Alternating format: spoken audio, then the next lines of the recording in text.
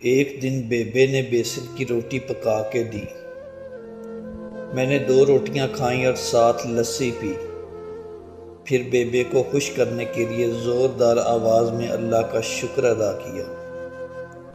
بیبے نے میری طرف دیکھا اور پوچھا، اے کی کیتا ہے؟ میں نے کہا، بیبے شکر ادا کیتا اللہ دا۔ کہنے لگی، پتر یہ کیسا شکر ہے؟ 2 روٹیاں تجھے دی، تو کھا گیا، نہ تو باہر جھانکا، نہ پاس پڑوس کی خبر لی کہ کہیں کوئی بھوکا تو نہیں، ایسے کیسے شکر؟